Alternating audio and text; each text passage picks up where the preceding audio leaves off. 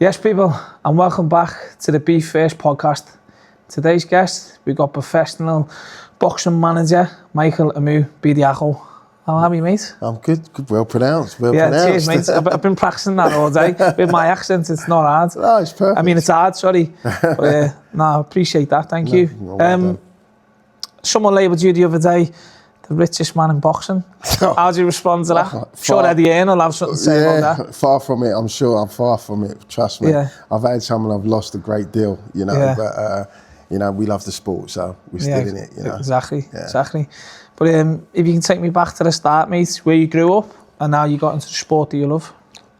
Where I grew up, East London and Ghana. So, my parents are from Ghana. They came over here in the 60s. Early 1960, they met here, funny enough. I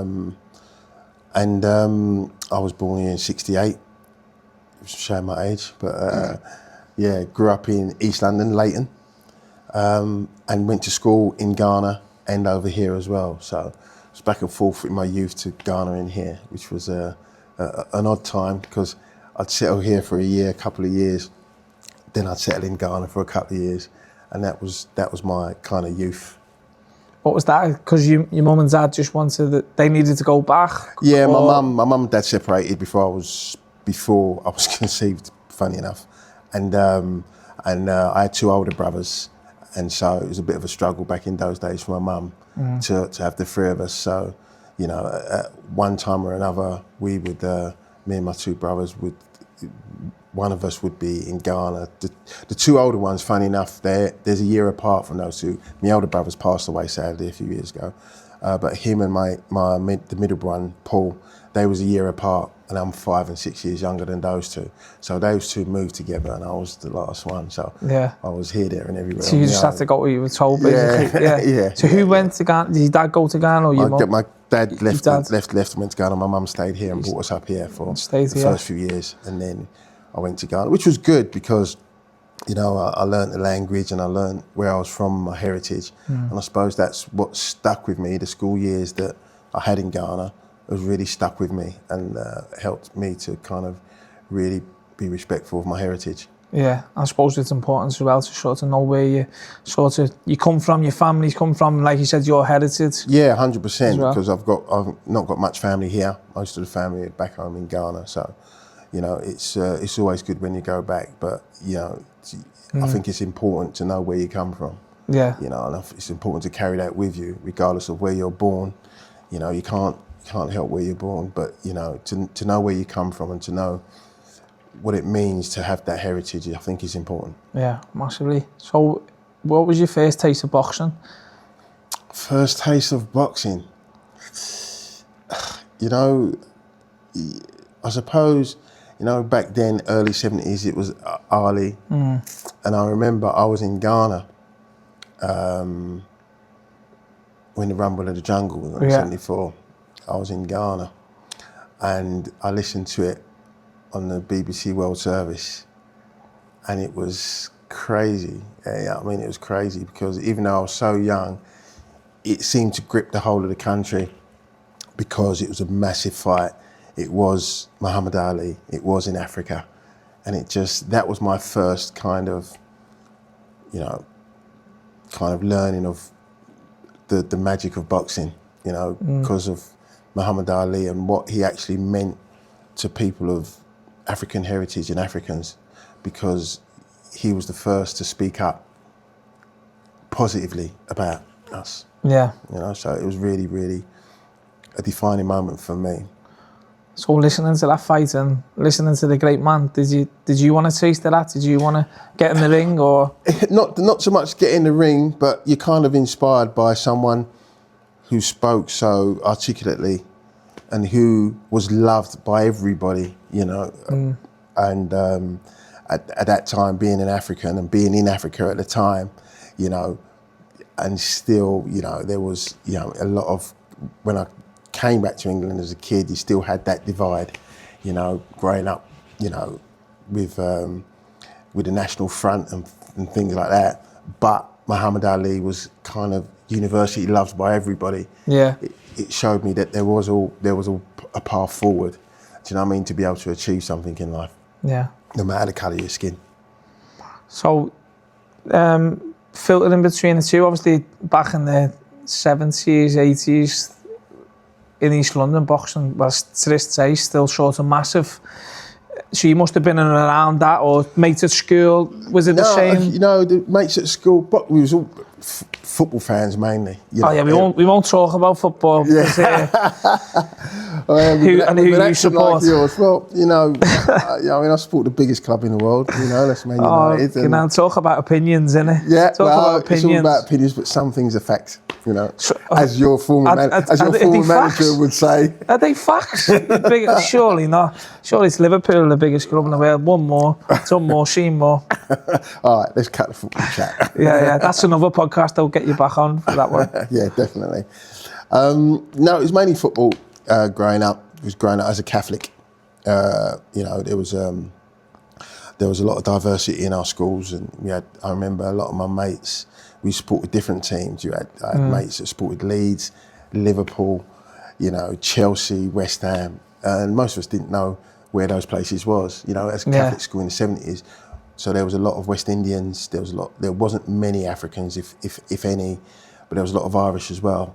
So there was always a mixture of football and different teams that people supported. And boxing really didn't. You'd watch it at home, you know.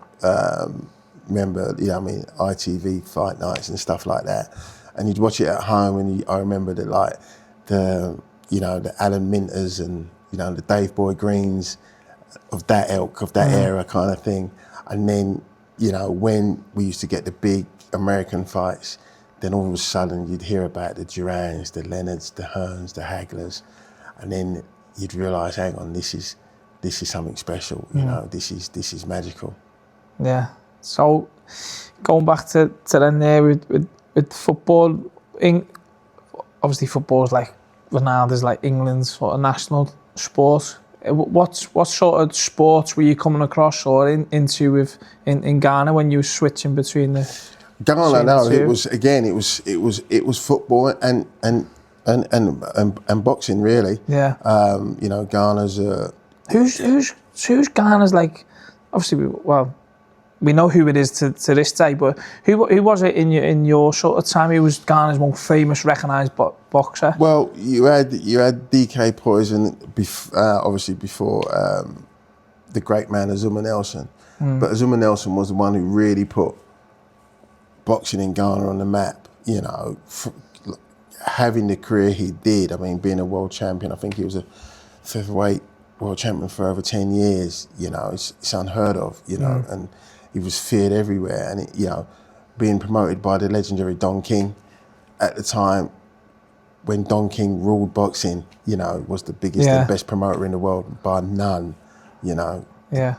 And to have a Ghanaian in the midst of that was, unbelievable, unbelievable. To make you feel proud, like sort of thing as well. Yeah, because it's just not just proud, but it just, it paves the way and opens the door for you to have belief that things can be achieved, Yeah, massively. Because, there's always this stigma with, African fighters and the business of boxing in Africa that it can't achieve or it can't sustain or it can't be compared with how the West do it. And to some extent it's true. But, when you see someone like, Azuma do what he done, then you realise that, if you knuckle down and you believe it can be achieved. Yeah.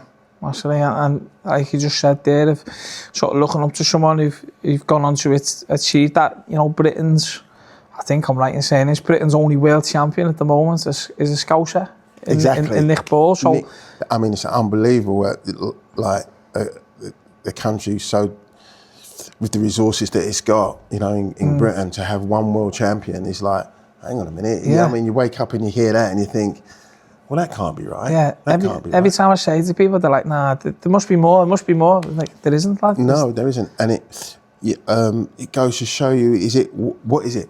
Is it the depth of quality that we're lacking? Or is it how fighters have been promoted now?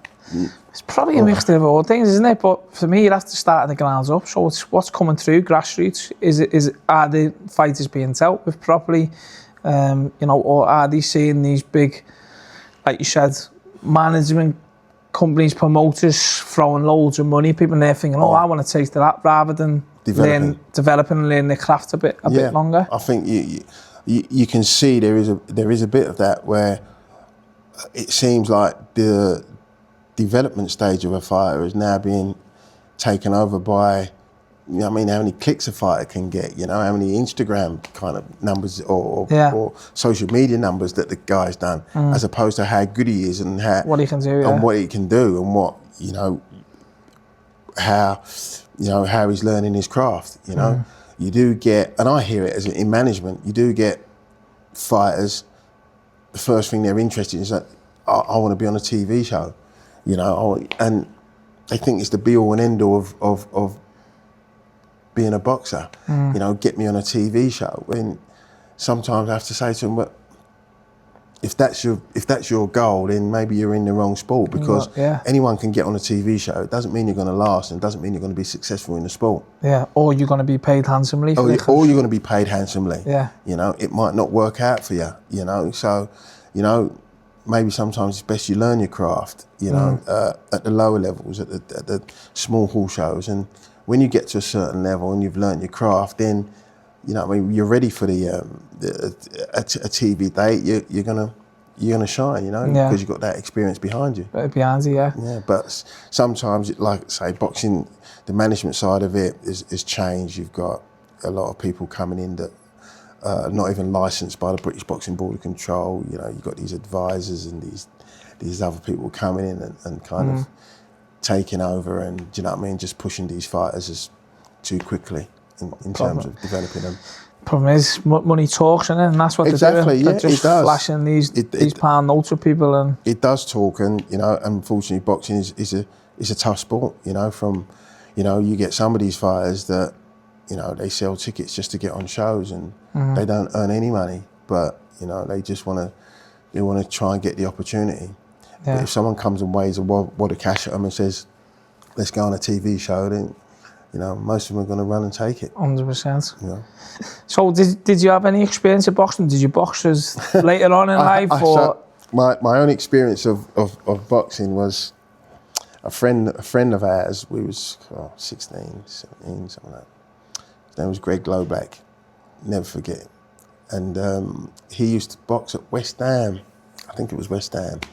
And there was a group of us, and we was running around the streets of East London thinking that we was hard and this and that, And he said, why don't you come down to the boxing gym one day? I've got the keys, I can go in, we can go and we can all train and hit the bags and blah, blah, blah. So about 6, 7 of us went down there. He opened up, we all went in there, knocked about a bit. But when he said to me, do you fancy sparring? Do you fancy a quick spar? And I was like, yeah, all right. Yeah. Smash 10 barrels of shit out of you. Yeah. You know what I mean? When you're young, you got a bit of, bounce about you. Take on the wheels. Yeah, Yeah. And I got in the ring, and I tell you what, it felt like I was in there for an age. The amount of times he hit me, I thought there was 3 of them in there. He hit me from everywhere, and I just said, what is going on here? Yeah. And I went, that's enough.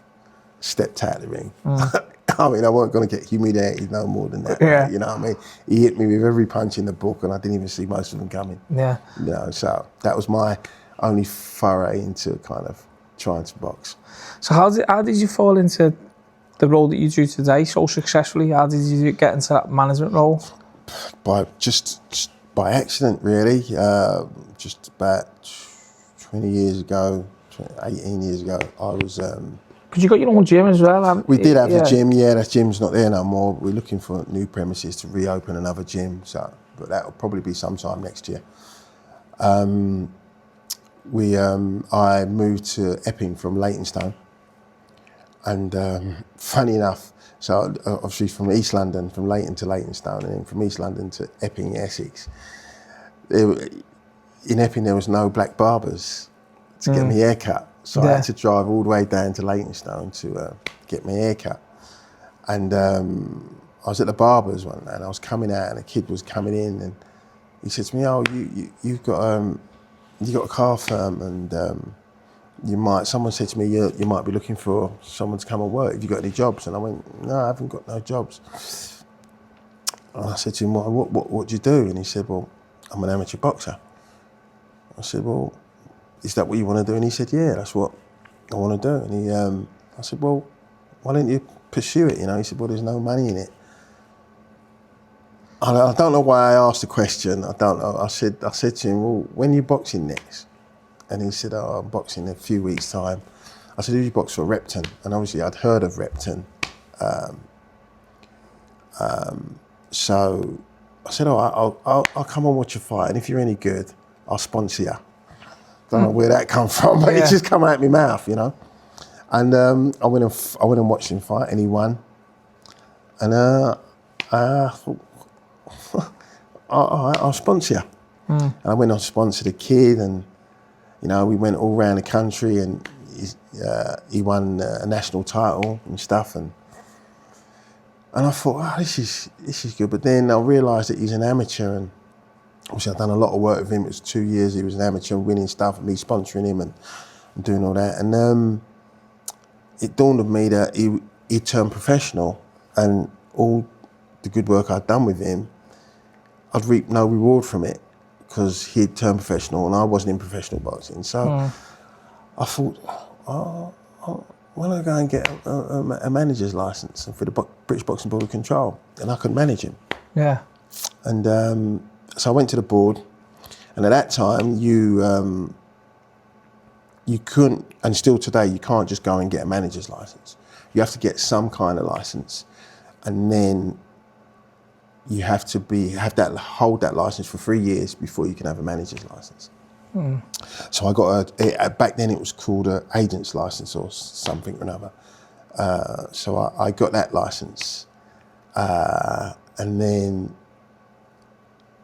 I applied for a manager's license, and it was strange because the year that I applied for the manager's license, I didn't know. I just phoned up and I phoned up the board and said, "How long do I have to wait?" Even though I knew it was 3 years. I said that, and they said, "Well, you can apply now." I thought it was 3 years.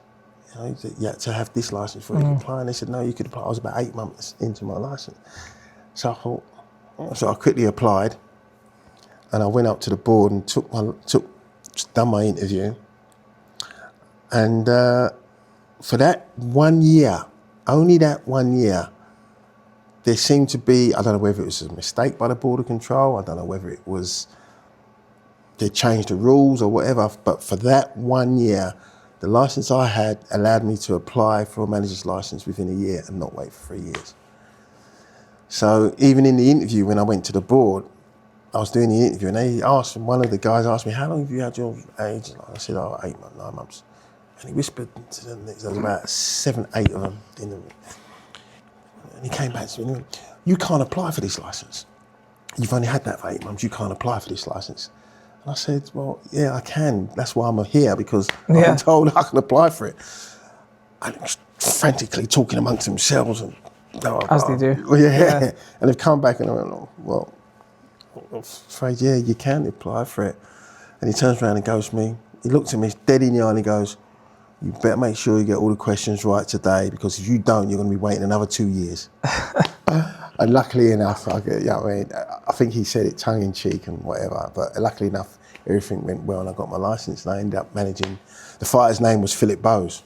And that's how I was going to ask who it was. Yeah, it was Philip and Bowes. That name rings a bell to me. Yeah, because we used to come in here. We used to come before this was here.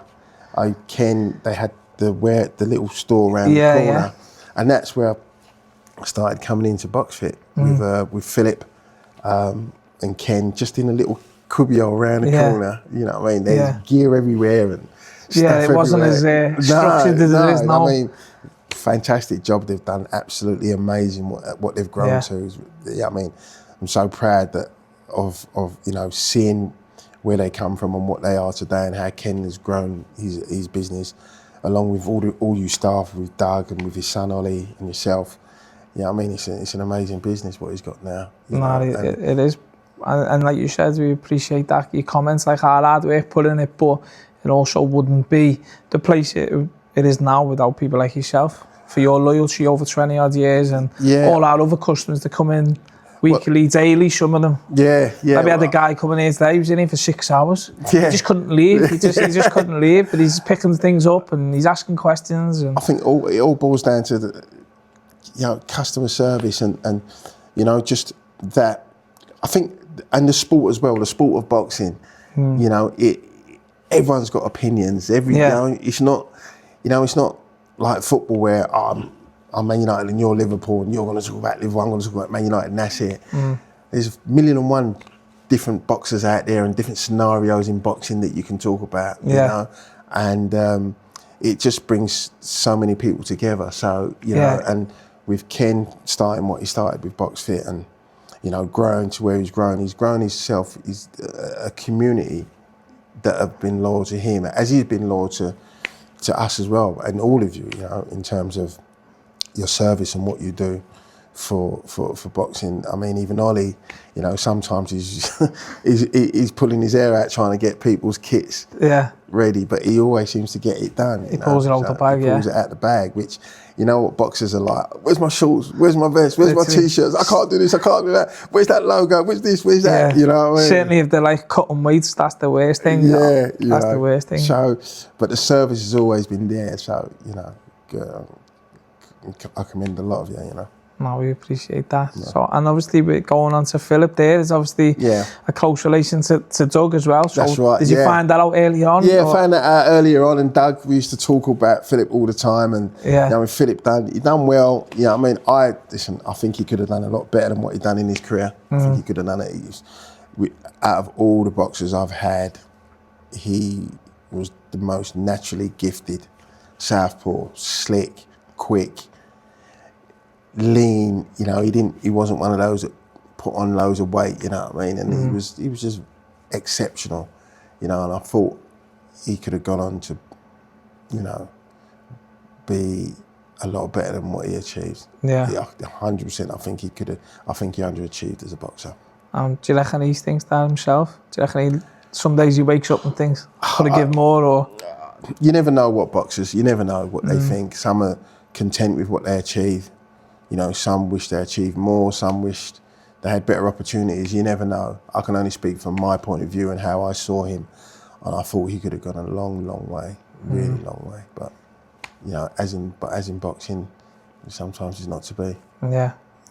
So along with Philip, who else did you have? So at the time, Philip was one of my first, and then I had one of the saddest fights I had. Was my first fight was Michael Norgrove, who was at Repton as well, and who turned pro just before Philip.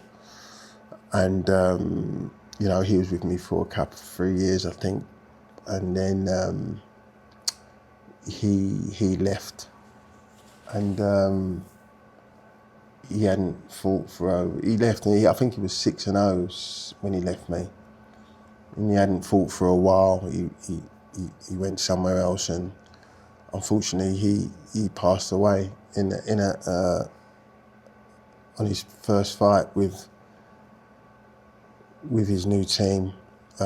He had a bleed on the brain and collapsed in the ring, and it was shocking, really. It was he was my first professional fighter, and he was a good kid, lovely kid, originally from Zimbabwe. Zambia, sorry, and he was a good kid, and it was just one of those unfortunate things that you can't foresee. But that was sad. But I had him, and then in 2010, I went on a holiday back to Ghana, and I took my 3 sons with me. And my son Michael, who was an amateur just after Philip, went to Repton, left Repton, went to East Ham. He left Repton because he wasn't getting enough fights, went to East Ham, and in his first year won, and obviously his national title, which was fantastic. And we went to Ghana in 2010, and he had fought for, I think by that time, he had fought for Ghana, or Ghana was asking if he would fight for them for the national team. So as we was leaving to go to the Heathrow Airport, his phone rings and it's someone from Ghana asking him if he wanted to fight at a festival in Ghana, if he wanted to train, and there's a festival in August in Ghana. My birthday's in August, my youngest son's birthday's in August, and it was a summer holiday. He was going to see my mum and visit my mum. So we said, yeah, he had his boxing gear with him, but I didn't know any gyms in Ghana. I didn't really know Bukom. I was still early in my managerial career. So they said, don't worry, when you get to the airport in Ghana, when you settle down, someone will call you. So they called us a couple of days into the holiday and said, right, we want you to come down to Bukom. I didn't know where it was. So I've got a stepbrother in Ghana. I said, do you mind coming over and taking us down to Bukom? And he went, no, it's a bit rough down there. I said, what do you mean? He said, all they do is fight down there. I said, oh, well, take us because we need to go to a gym. So they took us to a gym. We went to a gym and it was Carl Loco's gym, who I didn't know. And my boy went and trained there. And that's when I first set eyes on Richard Comey. And I just thought, we went back there day after day, and my son was sparring Richard, and my son was very handy. Could have gone a long way in boxing if he would have got a license, but unfortunately he couldn't get a license because he had an acquired cyst on his brain scan, and at that time the board were failing a lot of people.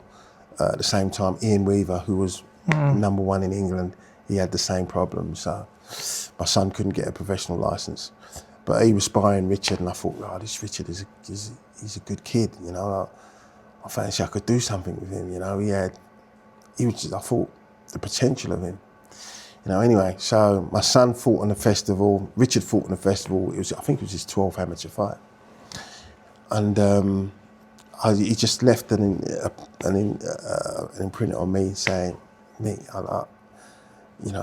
this kid can go somewhere." So I left. We came back home, and I kept in touch with the trainer. And the trainer had flown to America. Was living in America, and I said, "Listen," I phoned him in America. I said, "Listen, I can't get Richard out of my head. I think we could do something. If I financed it, would you come back to Ghana and train Richard? Because I think we've got something there." And he said, "Well, okay, if you think we can do something." I said, "Yeah." I said, "We're getting some fights in Ghana, see how he goes, and then we bring him over to the UK." And that's how we started with Richard. And his first 11 fights, I didn't see him as a KO artist or stopping people, but his first 11 fights in Ghana, he won them by stoppage. And he had a great record, 11-0, 11 knockouts. I thought, and then, so I brought him over to the UK. At that time, we had the Press W gym in Loughton, and I brought him over, and we got him a couple of fights. Steve Goodwin, who's probably one or two of my best friends in boxing, he facilitated Richard fighting on his shows, and we got him a couple of fights here, and thought, yeah, we could really do something with him.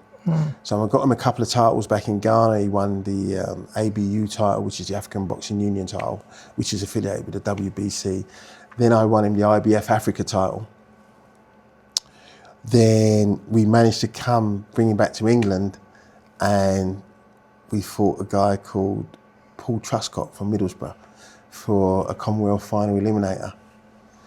And a lot of people didn't think that Richard could beat him and stuff, but I was confident, and Richard ended up stopping him after 6 or 7 rounds.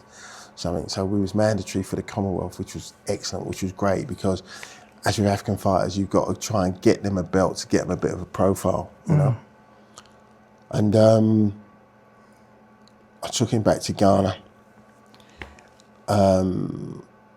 tried to get him a fight for the Commonwealth, and we couldn't get no bites on it. At the time, Derry Matthews was holding the belt, and he was having this trilogy thing with Anthony Crolla, I think, at the time, and we had won the final eliminator, so I was pressuring Matthews' team that they've got to fight.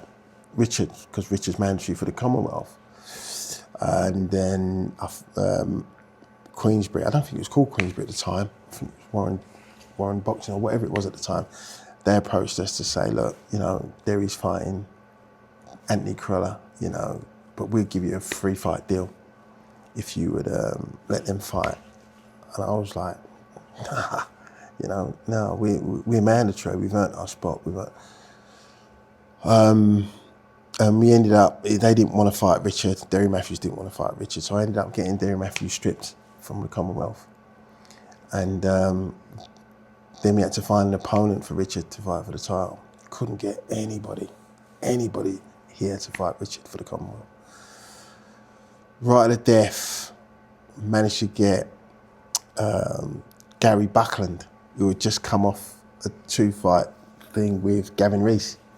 Good fights they were, good fighters. Gavin Rees was very good. And it was a tough fight for Richard, but, you know, it was now or never, you know, just to get over that, win that title and get over that. So Steve staged the fight at Bukom, cost me a fortune. Steve staged the fight at Bukom and Richard won, and it was unbelievable, unbelievable. Because obviously we was new to the game, you know, I had no family or no heritage in boxing, so everything was new to me. Steve Goodwin was a new promoter on the block. He hadn't, you know, I mean, we met, funny enough, at the Boxing Board of Control, kind of getting our licences, you know, and that's how we met. And Richard won the Commonwealth title, which then catapulted him up in the ratings and the rankings and stuff. And I was thinking that we would get a really good, kind of maybe get a deal somewhere, but found out very quickly that, you know, at that time, no one was quick in offering African fighters, even of Richard's ilk. I think at the time he won the title, it was 15, 16-0 or something. And Gary Buckland was his first fight, he didn't stop. And it was tough trying to get Richard fights, with even with the Commonwealth title. Got a call from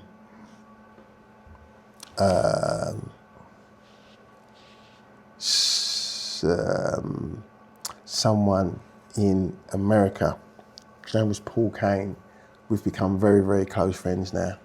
And he used to work for a billionaire in America called Michael King, who had started up his own promotional company. We got a call.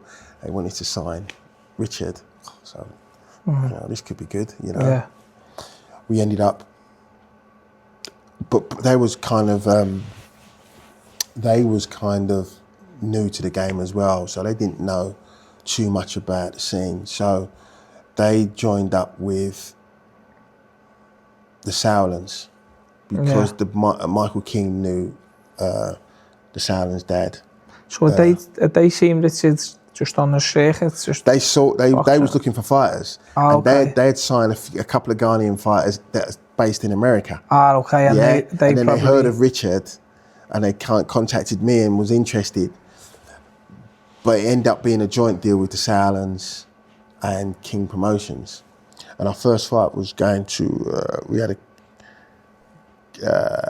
I think our first fight with them was in, was it Denmark or somewhere? Richard had to fight on a show, and it was tough. It was a kind of a fight. They wanted to have a look at him and what. It was a tough fight, tough kid. Richard just scraped through, to be quite honest. And then we got a call to go to South Africa to defend the Commonwealth title, which was fantastic. And we went down on Rodney Berman's show. And it was great because we all went down there. Richard flew from Ghana. A few pals come from London. Took our golf clubs because it was on a golf resort.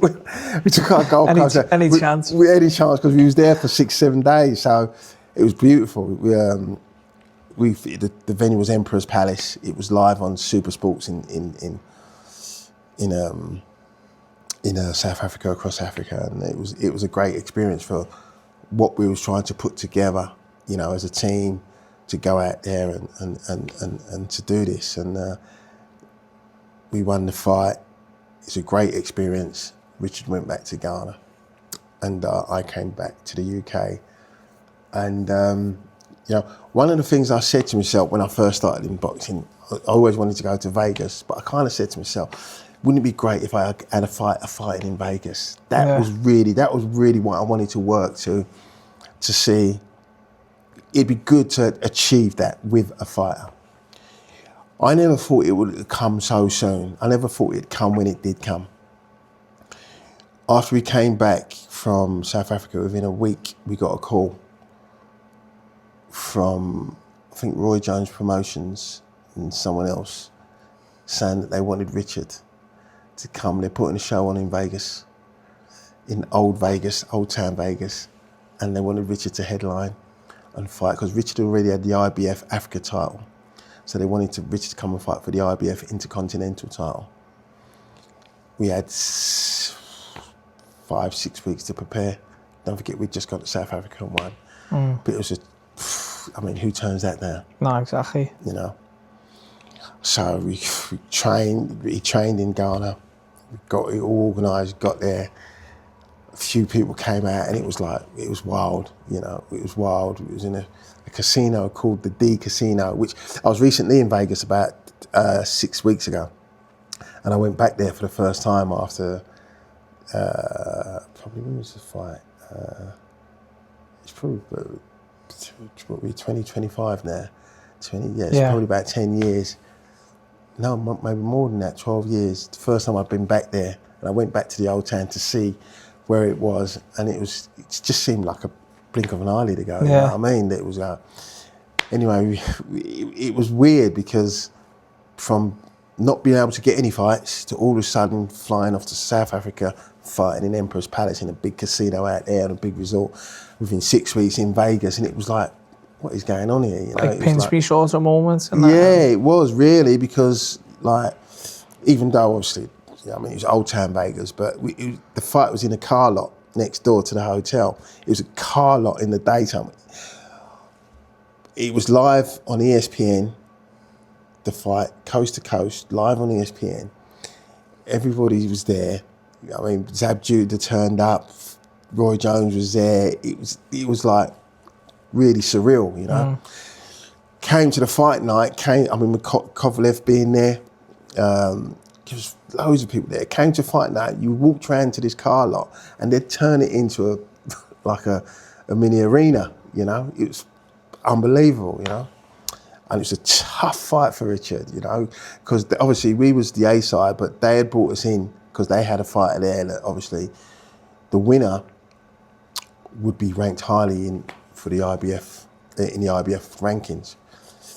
And Richard was down on the cards, and I think in the 8th round he ended up stopping the guy, you know, and all mayhem broke loose. It was unbelievable. 50 Cent jumped into the ring, Akon jumped into the ring, like, what is all this about, you know?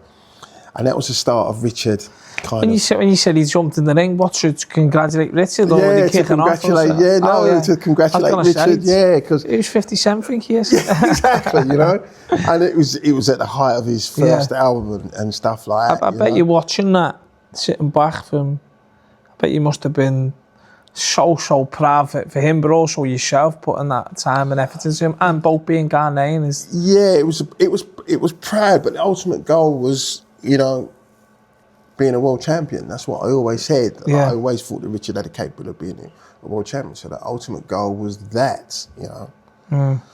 Sadly for us, Michael King on that fight, just during the build-up to that fight, he got taken ill.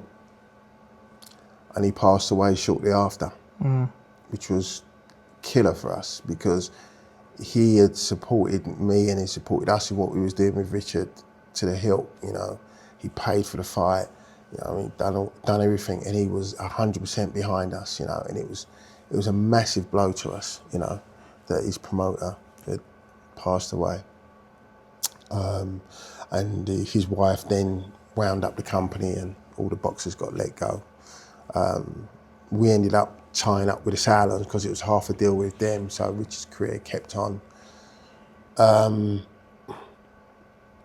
it didn't go in the way I expected it to go Yeah. if Michael King would have been alive at that time. You know? So the promoter's role's different to a manager's role. So you're a manager. What does that entail? What do you do? Well, you role? basically, as a manager, you try and plot the career of your fighter, you know, to a point where you can put him in front of a promoter, and a promoter comes and says, yeah, we believe in the product, we believe in this journey, and we want to, in my eyes, we want to back this journey, you know, we want to, you know, like for instance, Mick, you've done the groundwork here, but we see Richard as, you know, going on to being a world champion. So whatever it takes, we believe in what you believe in, and let's put something together. You know? I didn't get that straight away feeling. We ended up manoeuvred Richard with the Sowlands into a mandatory position to fight for the world title, and it was against Robert Easter Jr. with the newly formed PBC. And I was hoping that the Sowlands would stick some money up and we could have, because Robert Easter Jr. wasn't a big draw at the time. You know what I mean? The fight came together by default. There was no one else. They both found themselves at the top of the rankings and the fight was made. I was hoping, because we went and done a big press conference in Ghana, I was hoping we could get the fight in Ghana and the Sowlands would back it, yeah. Yeah, back it, but they didn't. And we ended up going to America and Richard losing on a split decision to Robert Easter. That was his first loss as a professional? That was his first loss as a professional. How did he take that? He was devastated because he thought he won the fight. I thought he won the fight. If you go to America and you lose a world title fight on a split decision, generally means that you've performed really well and you've probably won the fight. You know, you lose it on a split decision in the away corner, and it was devastating for us. Do you think it was a bit of, not favouritism, but home advantage? Definitely. I mean, it was their show, it was a PBC show. Richard fought his heart out, you know, dropped Easter in the 6th or the 7th. You know, it was a 10-8, that was a 10-8 round, and, you know, a lot of the rounds were close, but I thought Richard edged it, you know, with a 10-8, you know. Yeah, and it was devastating because it was difficult. It would have been, I knew in my heart of hearts it'd be difficult to bring Richard back to that level. And I also knew in my heart of hearts, would the promoter still want to back him after he's lost the world title fight? And I didn't think they did. I didn't think they fancied it. And so proved, because Richard, I put a complaint into the IBF to say, look, this was I think Richard won the fight. We think Richard won the fight. We think he was hard done by. And I put a complaint into the IBF, which they didn't support. The promoter didn't support. So that told me everything about them at the time. But I was adamant to press to the IBF, and they happily gave us a next fight, a final eliminator against Denis Shafikov, Russian kid. And again, I was hoping that our promoters would back it and Richard would fight either in the UK. At that time, they had a very good affiliation with Eddie Hearn and Matchroom. They was doing a lot of stuff with them at the time. So I thought maybe they could wrangle something. It was a final eliminator, for Christ's sake. And Richard had won the Commonwealth title. So that affiliation with Britain and the Commonwealth, you know, I thought maybe we'd get a bite there, or someone would, but we didn't. And the promoters didn't back it. Richard's promoter didn't back it, and we had to end up going out to Russia. We end up in a gentleman's club in a gaff. The room was no bigger than this room. The ring, this was higher than the ring. And Richard battered Shafikov from pillar to post, and we lost on a split decision, again, away from home, you know, which was devastating, you know. And after that, his promoter dropped him. When you go to places like Russia, even if even if you kill him, you ain't getting you ain't getting this. But what a strong way, but even if you knock him out, you ain't getting the decision. Yeah, I mean, almost to find something. Again, to a split decision. So you know. As a manager, where do you align with the promoter of? Because you ultimately want what's best for your fighter. He's your fighter along with the coach you made him. So when that decision got made to be in Russia and you walk into this gentleman's club, are you going to the promoter? Are you taking the fucking piss, lad? The promoter wasn't there.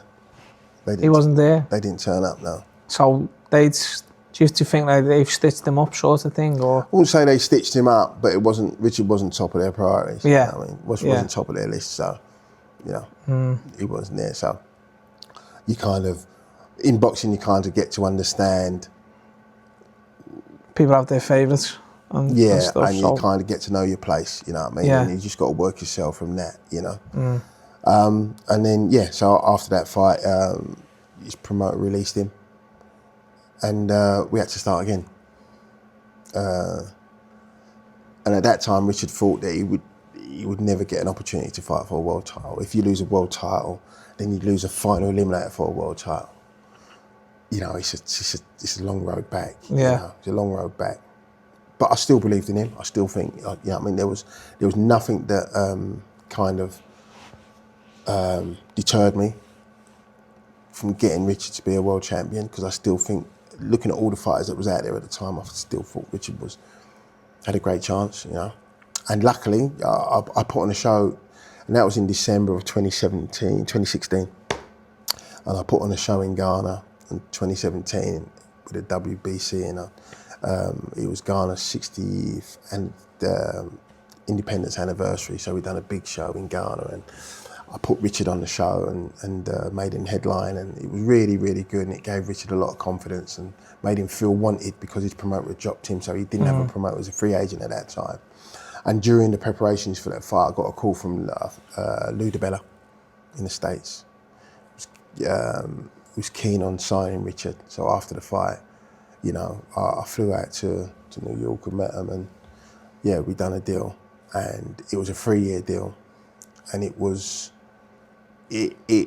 made me feel like I had a promoter that was supporting the journey with Richard, you know, which he did, you know, and we ended up getting another opportunity of winning the world title, which we did in Dallas. You know, Richard had his first fight for DiBella. It was really tough, because no one wanted to fight Richard in the rankings. So we kept going to each one in the rankings, and they kept saying no. Richard was number 3. They kept saying no. And he went all the way round, and it came back to the same guy again, and he had to take it. Otherwise, they threatened to kick him out of the rankings. So he had to take this kid who was 15-0 or something or another, and we went down to San Antonio for a final eliminator, and Richard battered him pillar to post, and funny enough, that kid never fought again. Never fought after facing Richard, had a boxing fight again. And we ended up fighting another Russian in Dallas. Well, at least it was on neutral territory this time. It was on neutral territory. Richard was we'd done a deal with Top Rank, because at the time Top Rank had Lomachenko. I think he'd just won a WBO title. So they was trying to put something together. They were trying to make Lomachenko this undisputed lightweight champion. So they done a deal with us, a 3-fight deal with us, with DiBella. And the winner of the world title fight between Richard and Chaniev would face Lomachenko. And Richard won the world title. And subsequently got injured. He got a hand injury during the fight.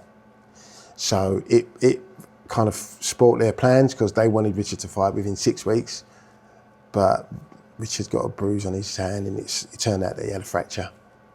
So we had to go back to Ghana, which I really wanted us to do, because, you know, for an African, for a Ghanaian to win a world title in America, he needs to go back home and celebrate that with his family, with his people, and just bathe in his achievement, you know, which we did, and it was great. You know? I bet that must be one of your most proudest moments within your career within boxing, of getting him to a world champion, watching him spar that day in that gym. Yeah. To standing there with a world title. Yeah, because, you know, not coming from a boxing background, so, you know, the only real person that had knowledge that I could rely on was a good friend of mine called Dave Lewis, who used to work for Frank Warren back in the day.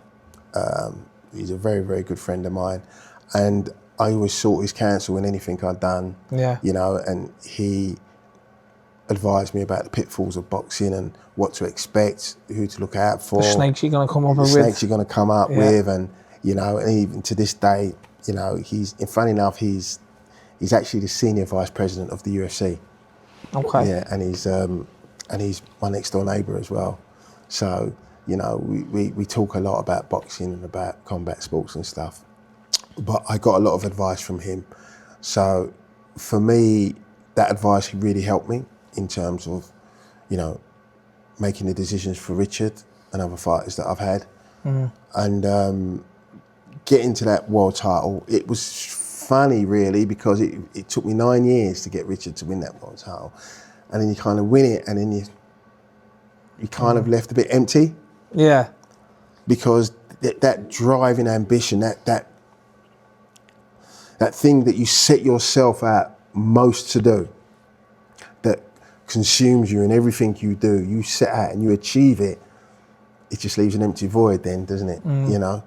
Because even if I'd done it again, it will be never as difficult as what it was with Richard. Yeah, 100%. Because I've got more knowledge now of how to do it and which avenues to take, and I've made a lot of contacts over here and especially in America. So, you know, to do it again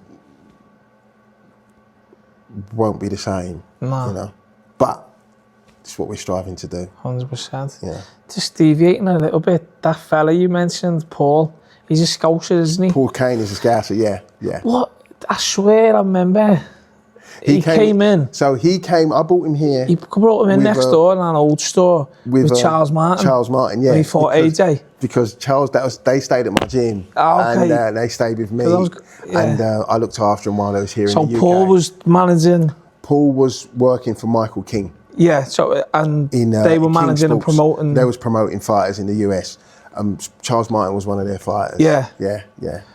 So you didn't have any involvement, it's where you knew Paul. Paul called me up about Richard, and that was it. We've become, you know, he's come over and stayed with me. I'll go and stay with his. You know, our kids know each other and stuff like that. So, you know, it was, and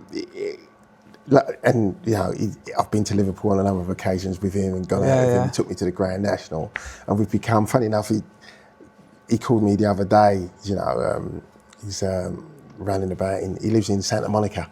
Okay. You know, so and he's got a pub called the British Queen in Santa Monica. So we used to hang out there, and it's crazy times. Well, it's brilliant, but again, nice to know Scousers are getting about the place as well. Him and his other friend Paul King, who's another Scouser, they went out there 35 years ago. Lad, trust me, next time you go to Ghana, you'll bump into a Scouser. We get everywhere, lads. We get everywhere. I hope so, yeah. But I do remember bringing Charles Martin in. Yeah. I remember what he said about Charles Martin as well. What he said? What he was going to do to AJ, and we were all just like, no way, really? He's that. Paul was sticking on bets. Oh, God, I know he was. I remember him saying, like, I can bet your life for this kid. And we were just like, oh my God, because we knew what AJ was going to be. You could see it. To be fair, honestly, that fight came too soon for Charles Martin. He just won the title because we was in. He didn't land the shot. No, we was in. I watched him win the title in Barclays when he won the title against, I can't remember the guy who won the title. I don't know who he done his knee in. It was the IBF. Yeah, it's the IBF, the guy done his knee. Same title bits. Yeah. And that was in, I think, November. And by the December, they'd made the fight, I think December or January, they'd made the fight. And I think it was in February or March he fought AJ. Yeah. He was never ready for that. No. You know, it was all of a sudden from nothing to a massive payday. I can imagine. You know, it just. You know. He went on a spiral a little bit, didn't that? He did. He's got himself he's back though, isn't he? Yeah, he's back boxing now, he's though, boxed, isn't but he can't. You know, but people always remember him for that, though, won't they? Oh, of course, yeah, they'll always remember him for that. I mean, to be quite honest, AJ took his chance and took it when the opportunity came. It was a perfect storm. It was a perfect storm. You can only beat what's in front of you, and AJ did that night. It was a perfect storm for British boxing that night, you know, 100%. because British boxing needed it at the time, Matchroom, and their promotional deal with Sky, that lit the torch paper for what came after with British boxing, and we haven't had that since. In terms of with what you're saying now, we've only having one. It's only one, yeah. One world title, one world champion.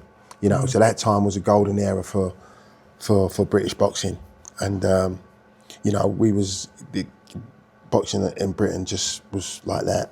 You know, it's kind of plateaued now, as it has really in America as well. You know, with the lack of shows and the lack of competitiveness. You know, with people protecting their fighters and fighters fighting on different platforms, not finding out who the best is. And it's all out when you've got one of the best to lace a pair of gloves up at 50 years of age, looking to fight Manny Pacquiao again. Who's, you know what I mean? Mayweather and Pacquiao fighting again. That's not a boxing Pacquiao's match. Fighting, what's his name, Rolly Ramirez? Is he fighting Rolly Ramirez? For the world title? For the world title. Yeah. He's 49 years of age. You just think, wow. That's where boxing is, and that's where boxing has lost itself with the you know, the celebrity boxing matches and all that kind of stuff. That's where boxing has lost itself, and you know, I blame the media, certain sections of the media as well, for highlighting it as boxing. You know, so you'd listen to some of these talk shows and radio stations, and they would come up with a boxing section, and it'd include these. It would include these kind of celebrity boxing matches or these misfits boxing matches, along with proper professional fights. Yeah. You know, and you've got to differentiate between the two. You know, one is professional boxing, which is steeped in history, and kids out there trying to be fighters from an early age, to the others who are just celebrities who are going to doing it for a payday, doing it for a payday or doing it for extra clicks or whatever. You know, it's two different things. You know, and I think a lot of the media have put it when it's put out there, it's put under the umbrella of boxing when it's not. It's not. And I think a lot of the media are guilty of that. You know, they're guilty of putting it in the same pitch, you know, as professional boxing when it's not. Yeah. Hence now you've got, like, you know, with what Mike Tyson. I remember Mike Tyson fighting. Who did he fight recently? He fought that. Jake Paul. Did he fight Jake Paul or Logan? Did he fight his brother? Or he fought one of the two. I think it was Jake he fought. Yeah, and the media before the fight, it's Mike Tyson. He looks in great shape. No, but he's a 50-year-old man who's been through a lot in his life. Yeah, you know, he's been through a lot in his life. But the way the media, most of the media, 99% of the media, went about portraying it as if it's Mike Tyson coming back as if he was a 20-year-old kid. Yeah. And then subsequently, after the fight, turning around saying, but he's too old, he shouldn't have done it, it was painful to watch. No, but you knew it would have been painful to watch because you are boxing media, you are boxing commentators. You know a 50-year-old man going in a ring who's been through the traumatic life that he has been through. Yeah. Against someone who's fit and in their 20s, you know that ain't right. Nah. So call it for what it is. 100%. But they portrayed it, put it out there, and for me it was kind of like, you're part of the problem. 100%, they massively are. And I think it was choreographed as well, some of it. I didn't watch it. I think so. I didn't, I just see like highlights and things, but I think some of it, like Tyson's doing his out peekaboo and then looking to throw but doesn't throw. I didn't watch it because I couldn't. Nah. I couldn't watch it. I think Holyfield still does all that and stuff. You know, I mean, it's what it is. But this is what I go back to early on. Just money talks, though, doesn't it? You know, it's money that's selling. It does. But we have a duty. We have a duty, us in professional boxing, to put professional boxing or set professional boxing aside from all of these other sideshows. Yeah. You know, we have a duty to do that because someone's going to get hurt. And when they do get hurt, they're going to say, it's boxing. You know, and everyone's going to look at our sport. Yeah, everyone's going to look at us. Why didn't you protect him? Why didn't you do this? Why didn't you say that? They won't put it to one side and say, well, this isn't professional boxing. They'll all put it under the umbrella as boxing. As boxing, yeah. You know? And then everyone will follow suit. The general public will follow suit. Yeah, but I think it's got so out of hands. And again, I keep harping on about it. There's so much money involved. You never stop it. No, you ain't gonna stop it. Never stop it. And listen, you've got these. Each to their own. Each to their own. It is. I just feel that the sport of professional boxing should be protected from within the people in the sport, and set aside from these side shows that are not professional boxing. Yeah. They're not under the guise of the British Boxing Board of Control. No. So don't label it as that. Yeah. You know what I mean? Don't put it in the same programming as that. You know, keep professional boxing And don't build it up like you just said that. Go to Richard, a young boy in Ghana who's had to work for everything he's got. Don't put yourself on the same pedestal as him. Exactly. You've lived a luxury life, some of you. Yeah. And then you're training alongside a pro for a couple of weeks and feel like you're entitled to be the same as them. Exactly. No, you get the respect and the nod for getting in there and doing 100%. A bit. But that's as far as it goes. 100%. That's as far as it goes. 100%. Listen, anyone who gets in the ring and fights in front of people, good luck to them. Good luck to him. They get the nod for that, but after that, I just like to think that professional boxing should be professional boxing, 100%, and everything else should be what it is. So, as a manager, if you had one of your fighters come to you and say, "Look, I've had this opportunity to get involved in this circus," as a manager, would you advise them? No, I mean, don't get involved, I can't. I can only advise. You know, I can't stop someone from going to earn whatever money they want to earn. But as a professional boxer, you've got a duty to yourself to be a professional boxer. Yeah. You know, I try and advise my fighters to stay away from white collar shows and like if you want to train people, it's good for people who are doing that white collar stuff, because I've seen how good that white collar under the right, tutelage and what it can do for people. It's white collar boxing, not these misfit stuff, but white collar boxing. Which is done properly, these 2-minute rounds, head guards and all that kind of stuff, is great. I've seen what it's done. I've seen it personally, what it's done for people with low esteem. Yeah. You know, people who are shy, who have got a very, reserved look about themselves. They come into a boxing gym, because I've had a boxing gym myself. I've had a couple, and I've seen what it can do for people. Just the training side of it, and it's been a fillet for some of them in their lives, in their personal lives, to do that, to do something that is out of not for money, but for their own self-esteem. You've seen what it's done, and it's helped. I've seen it help a lot of people. That's different. And that is the difference. You just said there, and again, I've mentioned it again, but money. So if you ask these celebs, they'd be like, "Oh yeah, I want to get in there to feel like AJ, see what he goes through." Yeah, that's fine. Again, you get the nod for that. But if you said something to you for free, like these white collar guys who have to give up their time and work and do the training and sell tickets to earn probably nothing. Yeah, and most of them do it because they give money away to charity as well. Yeah, and that. But if you said to these celebs, "I'll do it for free," they wouldn't fucking do it. No. I mean, it's a big problem for me. I turn my nose up to it massively, because I think it makes a mockery of our sport, and you hit the nail on the head of stop putting it under the same umbrella. That's all. If each to their own. If you want to go and do that, do crack it. On, yeah. But the media and some of the big players in media are guilty of putting this under the same guise as professional boxing. And then when it goes wrong, turning back and saying, it was a bit, it wasn't really what it should have been, or it didn't live up to it. Or, of course, but you knew that in the first place. Yeah. If you are in and around professional boxing, you're a commentator, or in the media of professional boxing, you know what it is. Yeah. You know what it is. You know when you see 23-year-old, 25-year-olds, 30-year-old men going at it, a 50-year-old man can't be doing that. 100%. There's a danger to his health, and especially if the Board of Control are not licensing it under their own guise, under their own health and safety guise, which the British Board of Control, are second to none. They're second to none. You can't get away with anything with them. They are very, very. They stand up, and I've been licensed by the board, and I cannot, speak highly enough about the Board of Control. They stand their ground on what they think is right, and credit to them. You're having these fights with none of the medical attention and astuteness of the Board of Control. Something's going to happen.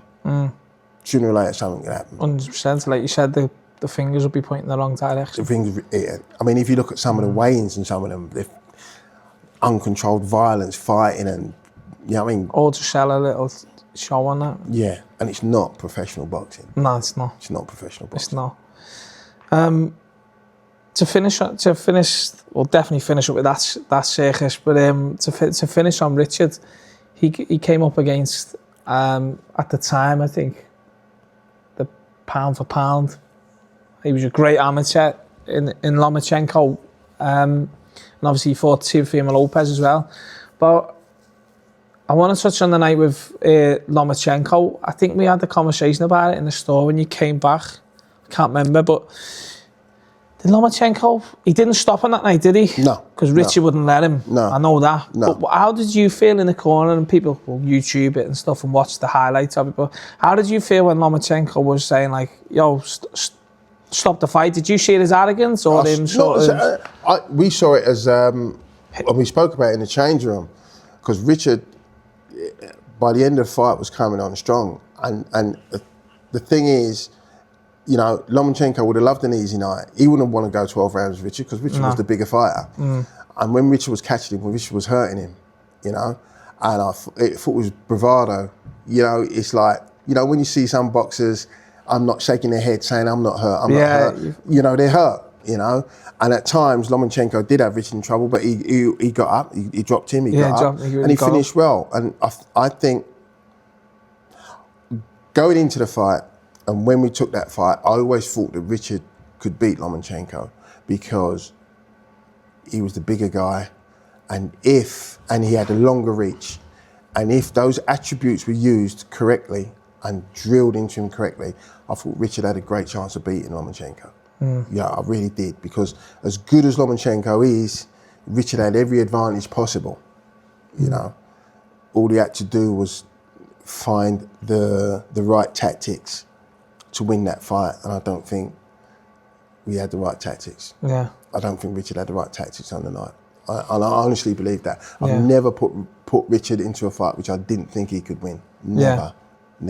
So, answer me first question. You thought it was bravado from Lomachenko, come on, stop this, look what I'm doing to him.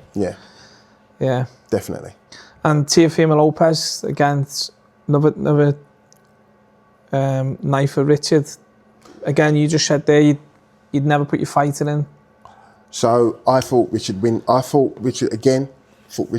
that fight, because Richard was the unknown. Teofimo even said after the fight in the change room, he said, Richard, you hit me with a jab, I didn't even know where I was. You hit me with a jab, and Jesus Christ. And it was just unfortunate. Richard had never been down in his career. And if you watch the fight with Teofimo, they both went for a shot at the same time. Richard didn't need to go for a shot. He had a good first round. He needed to get himself in the fight, you know. And then Teofimo would have been in a fight with someone who hits hard on a regular basis. Then you would have found out what Teofimo was really about. But all credit to Teofimo, I will never take anything away from him. Great kid, you know, lovely kid. And, you know, he's done fantastic. But they went for a shot. Both went for a shot at the same time. Richard got caught. Richard had never been taught, when you go down, take a knee, take the 8 count, get back up, compose yourself. If you need, hold until the referee breaks you. The referee will break you, you'll get another 4, 5, 6 seconds to get yourself together again. It was the first time Richard went down. He jumped straight back up and tried to fight. Didn't even know where he was, you know. And that was his downfall in that fight. Yeah. Had he held and got through that round and composed himself, there might have been a different outcome. Not saying there would have been, but he didn't give himself that opportunity that night to do that. So is Richard retired now, or didn't he? Or did he fight this year? He's retired. Or was so we're not together no more, but he's, as far as, I'm not sure, I thought he fought this year at some point. Yeah, so how did that end then, if you're not together? Did it end amicably, or? As Mickey Duffs once said, if you want loyalty, buy a dog. And that's what I learned. Yeah. And that's all I want to say on that. Yeah. That's all I want to say on that. So,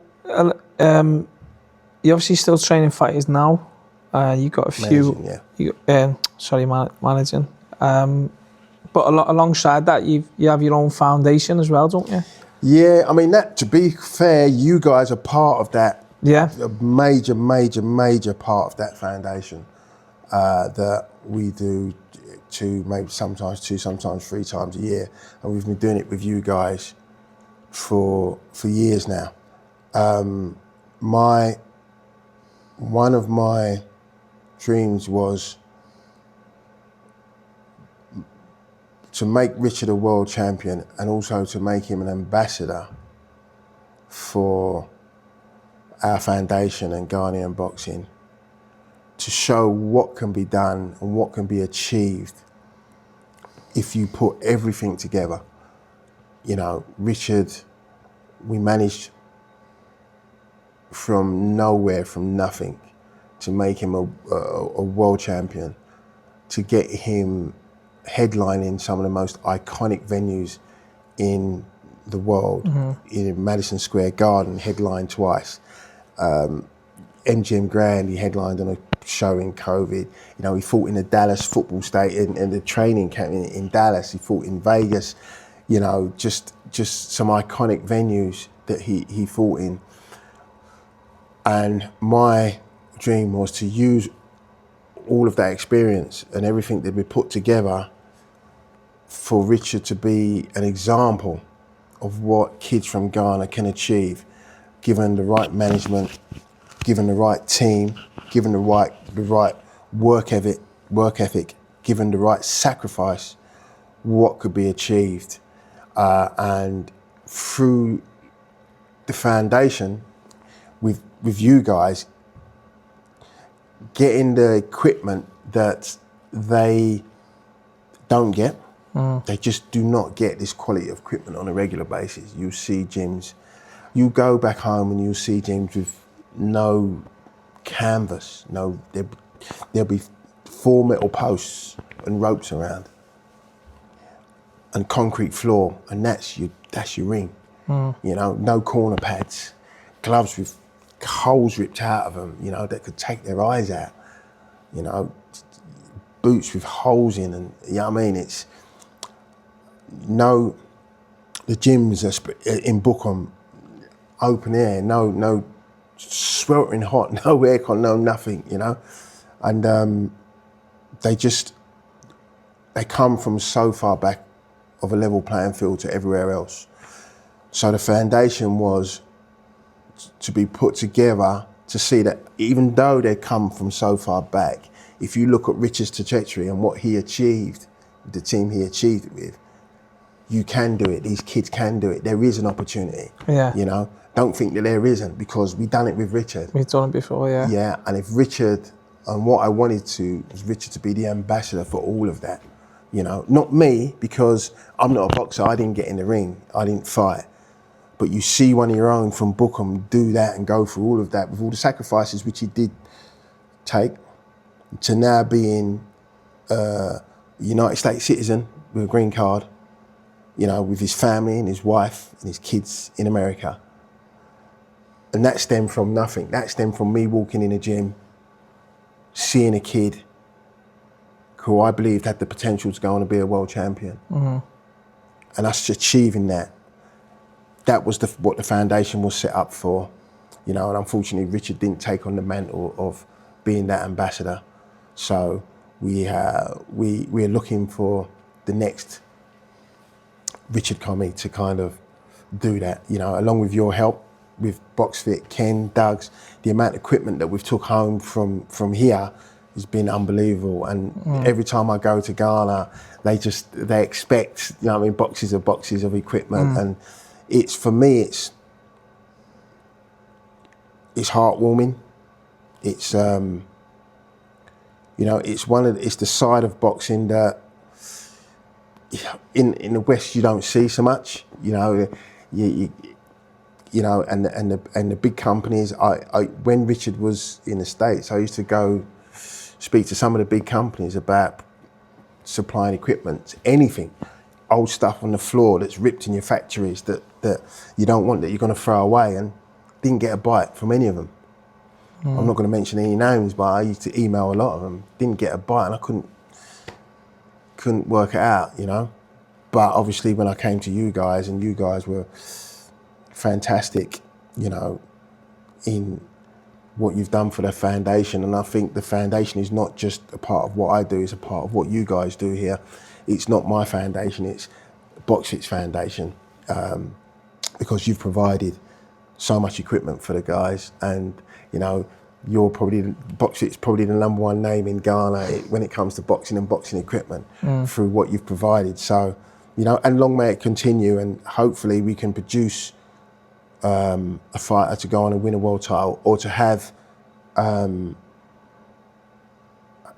a platform where they've come from that and gone all the way and be spoken within the realms of all the best, with some of the best boxers in the world at that time, for them to inspire the kids back in Ghana, because it's still a hard hustle there. It's still tough to be a successful boxer out of Ghana or out of Africa. Well, I suppose not even to be a boxer, just their way of life. I suppose their way of life is totally different. So. It's a tough way of life, but it's a joyful way of life. If you go there and you see the people are joyful, it's a lovely place to be. Yeah. You know, no matter how poor you are, people have got smiles on their faces. Yeah. People greet you during the day. You go in London, you go in London and you walk in London, everyone's got their head down, or the mood of the country is no one wants to speak to you, no one even wants to look at you, no one even wants to say hello to you for fear of saying the wrong thing. Yeah. You know, for fear of being, you know, insulted or whatever, or you feel that you can't say hello to someone or smile at someone because you're doing the wrong thing. So when I go home, it's nice to, you know, just to be out there and to know that you can talk and chat to anybody and feel free and comfortable. You know, no matter how poor some of the places are, there's still a joyous kind of aura about the place. Yeah. You know. So who's the next Richard Comey? Well, we signed. So I've signed Samuel Techi, who is. So here's a story. So Samuel Techi won the bronze medal for Ghana in China, Beijing Olympics. Yeah. Not the last Olympics, the one before. But I knew the kid before he got into the national squad, and I wanted to sign him before, even when he was an amateur, you know. And I'd always kept tabs on him. And every time I went to Ghana, I used to, you know, I mean, give him some equipment, or give him some money, and whatever. And funny story. A good friend of mine, very good friend of mine, who's been on this journey with me. He's a photographer, professional photographer called Jim Fenwick. And he's been on this journey with me, with Richard and boxing. He's been out to South Africa, America, and loads of places with me, with Richard and other fighters. When Richard was fighting for his world title, Richard and his wife Lisa came up with this idea of, what can we do to make Richard feel like he's got his people with him in the ring? And he came up with this unbelievable idea, really just fantastic idea, of we'd fly to Ghana and we'd go to Bukom, where all the gyms are, and we'd set up outside and we'd call all the young kids from the area, all the young boxers from the area, and we'd take pictures of them. And then we'd create a fabric with all those kids on the fabric, and we make Richard's ringwear out of it. And if you look at Richard's ringwear when he won the world title, the fabric he's wearing is pictures of hundreds of kids from Bukom, all over his robe, all over his shorts. One of those kids was Samuel Techi. He's on Richard's shorts, one of those kids. And lo and behold, years later, I've managed to sign him. And after he won the bronze medal, he signed with someone else. And, you know, they got him to a certain level, they couldn't get him anymore. So I was asked to come in and see what I could do, and we signed him. And I think that he could be the one who's going to really put Ghana on the map. Super talented fighter. I had him here for 3 months training with Xavier Miller. They got on really well, and he loved it here, Samuel. And unfortunately, we were supposed to fight in Nigeria, and that fight fell through after Samuel trained really, really hard. Went out there for the fight, and the fight fell through while Samuel was there. So he went back to Ghana, and his wife is expecting their second child, so we've left him there, and we're seeing what we can do with him. But I know there's a show in Matchroom have just announced a show in Ghana. In Ghana, yeah. Yeah, which I'm not sure how many Ghanaians are actually on the show. I don't know. Samuel wasn't approached. We wasn't approached to be on the show. Which the main events aren't Ghanaian. No, the main events ain't Ghanaian, and Samuel is one of the most high profile, if not the most high profile boxer in Ghana. So I was surprised that he never got the call. But let's see what happens. But you know, we've got some other things in the pipeline for Samuel, so hopefully. But he will be the one, and he'll be the one to really carry the mantle, which Richard didn't, you know, in terms of being that ambassador and being that person who's going to champion boxing in Ghana and be that role model for young Ghanaian fighters to look up to.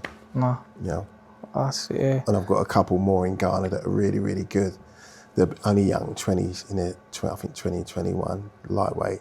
One called Africanus Nikwe, another one called Kakraba. Very, very talented fighters. I'm hoping next year to bring them over to get them to train over here with Xavier and do some stuff. So let's see what happens. Yeah, no, absolutely fantastic. And I really hope you get your next world champion and continue doing the fantastic work that you're doing with the foundation. I know you mentioned our name, and we really appreciate that. And yeah, it's great for us to contribute to that, but that foundation wouldn't be a success without all your hard work, mate. So, thank you, and I appreciate that. But it's like I said, without you guys, probably wouldn't have no foundation, because the amount of doors that I've knocked on and the amount of people that I've asked and have copped to death, and so to speak. You know what I mean? So, you know, BoxFit have been, you know, that core that's held the foundation together. You know, so it's you know, it's this place is my spiritual home when it comes to boxing and equipment. You know, every time I come here, we end up talking about football and God knows what we end up talking about everything else apart from what I come in to get. You know, so, do you know what I mean? So it's always nice to come here. And I feel, you know, one of the places I feel at home here. You know? No, everyone knows your name and everybody greets you, and that's why you guys have been successful. You know, so. We really appreciate you coming down, taking your time out to chat to me. It's been great to hear your story, how you got into it, and you know, it's absolutely fantastic. Keep up the great work, and thanks again. Thank you very much. Cheers, mate. And look out, I've got Ahmed Hatim, who is one of these fighters that struggles to get on the main shows. You know, he sells his tickets, get on to raise his profile. He's now the British and Commonwealth mandatories. So we're hoping that he will be doing good things and great things here in the UK. He's originally from Sudan, and he's, you know, there's a war in Sudan at the moment. Yeah. And it's cutting his people in half, and he's trying to put something together to help the people of Sudan. So I just want to shout out to Ahmed and the good work that he's trying to do. And if anyone knows him or wants to support him or wants to support what he's doing, there's no boxing in Sudan. He is Sudan's only professional fighter. He's the #1 professional fighter, but obviously he's British. He's here. He's, you know, his family relocated to Britain when he was 4. You know, and he's now done really well for himself in terms of his boxing career, and he's on the cusp of doing something great over here. So shout out to Ahmed, who, you know, I'm really looking forward to seeing what the next year holds out for him. Yeah. But if anyone wants to support his Sudanese foundation, contact Ahmed Hatim at Ahmed Hatim on Instagram and let him know. No, fantastic. And yeah, we wish him all the best with that. And if you need us, You know where we are. You know where you are. He knows where you are because he keeps sending me down here. Yeah. Michael, where's my t-shirts? Michael, my shorts. Michael, my gloves. My gloves are split. Oh, can you go to boxing? The joys. But I really appreciate that, and we're certainly look out for them. I'm sure everyone else will thanks get on board. again, and great podcast, and I mean, long may it continue. Long may it continue. Pleasure, and thanks for coming on again. No problem. Thanks again. Take care. Thanks, Craig. No worries, guys. Really hope you enjoyed that episode just as much as I did. If you don't already, like and subscribe to the YouTube channel, and like Michael just said there, follow some of his fighters. Not just their career, but what they're doing outside the ring as well. It helps massively. Give us a nice rating whenever you pick up your Apple podcast. And as always, tune in next week for another fantastic guest on the Be First podcast. Cheers, guys.